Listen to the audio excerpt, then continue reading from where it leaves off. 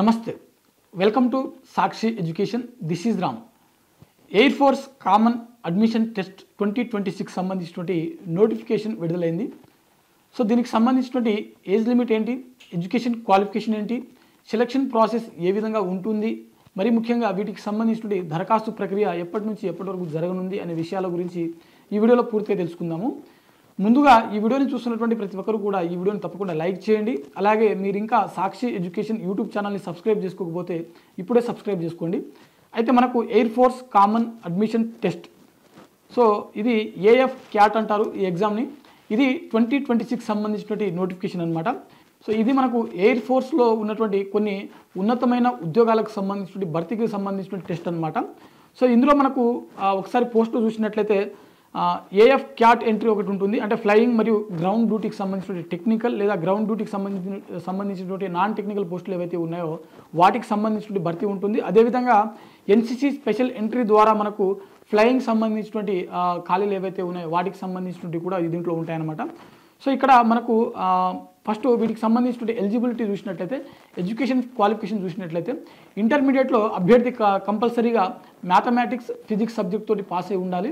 అంటే అభ్యర్థి ఎవరైతే ఈ పోస్టులకు దరఖాస్తు చేసుకోవాలనుకుంటారో, అంటే ఈ ఎంట్రీ టెస్ట్కి ఎవరైతే దరఖాస్తు చేసుకోవాలనుకుంటున్నారో ఆ అభ్యర్థులు ఇంటర్మీడియట్ లెవెల్లో కంపల్సరీగా మీరు మ్యాథమెటిక్స్తో పాటుగా ఫిజిక్స్ ఉన్నటువంటి ఈ రెండు సబ్జెక్టులు ఉన్నటువంటి కోర్స్ ఏదైతే ఉందో, అంటే ఎంపీసీ కావచ్చు ఇతర కోర్సులు ఏవైనా ఉన్నట్లయితే ఆ కోర్సులలో కంపల్సరీగా మ్యాథమెటిక్స్ ఫిజిక్స్ ఉన్నటువంటి అభ్యర్థులు మాత్రమే దరఖాస్తు చేసుకోవడానికి ఎలిజిబుల్. దాంతోపాటుగా డిగ్రీ అనేది ఖచ్చితంగా బ్యాచిలర్ డిగ్రీ, అది బ్యాచిలర్ డిగ్రీలో మ్యాథ్స్ సంబంధించిన సబ్జెక్టులు ఏవైతే ఉందో, అంటే సంబంధించిన సబ్జెక్టులు ఏదైతే ఉందో అవి కంపల్సరీ ఉండాల్సి ఉంటుంది. డిగ్రీ లేదా బీఈ లేదా బీటెక్తో మీరు పాస్ అయినటువంటి అభ్యర్థులు ఎవరైతే ఉన్నారో, అంటే బీఈ బీటెక్ డిగ్రీ దాంట్లో మ్యాథమెటిక్స్ సబ్జెక్ట్ కంపల్సరీ ఉండాల్సి ఉంటుంది. ఈ పాస్ అయినటువంటి అభ్యర్థులు ఈ టెస్టుకు అప్లై చేసుకోవడానికి ఎలిజిబుల్ అనమాట. దాంతోపాటుగా ఏజ్ లిమిట్ చూసినట్లయితే మనకు ఫ్లయింగ్ బ్రాంచ్ సంబంధించిన పోస్టులకు చూసినట్లయితే 20 నుంచి 24 సంవత్సరాల మధ్య ఉన్నటువంటి అభ్యర్థులు ఎవరైతే ఉన్నారో వారందరూ ఈ పోస్టులకు దరఖాస్తు చేసుకోవడానికి ఎలిజిబుల్.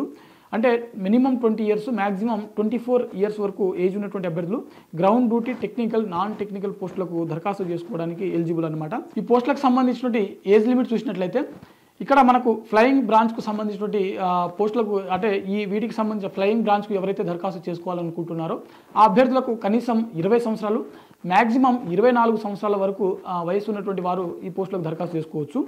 అదేవిధంగా టెక్నికల్ నాన్ టెక్నికల్ సంబంధించినటువంటి గ్రౌండ్ డ్యూటీ ఏదైతే ఉందో ఆ బ్రాంచ్కి సంబంధించిన వాటికి దరఖాస్తు చేసుకోవాలనుకునేటువంటి అభ్యర్థులు ఎవరైతే ఉంటారో వీరికి మినిమం 20 సంవత్సరాలు, మ్యాక్సిమం 26 సంవత్సరాల వరకు వయసు ఉన్నటువంటి అభ్యర్థులు వీటికి దరఖాస్తు చేసుకోవచ్చు. అదేవిధంగా వీటికి సంబంధించిన దరఖాస్తు ఫీజు చూసినట్లయితే 550 రూపాయలు ఇక్కడ మనకు ఫీజు అనేది మెన్షన్ చేయడం జరిగింది.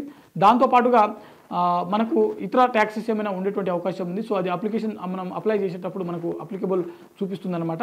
అయితే వీటికి సంబంధించిన దరఖాస్తు ప్రక్రియ ఎప్పుడు మొదలవుతుంది, అదేవిధంగా చివరి తేదీ ఎప్పుడు అని చూసినట్లయితే దరఖాస్తు ప్రక్రియ అనేది నవంబర్ 10వ తేదీన మనకు మొదలవడం జరిగింది. చివరి తేదీ చూసినట్లయితే డిసెంబర్ 9వ తేదీన వీటికి సంబంధించిన దరఖాస్తు ప్రక్రియ అనేది ముగియడం జరుగుతుంది.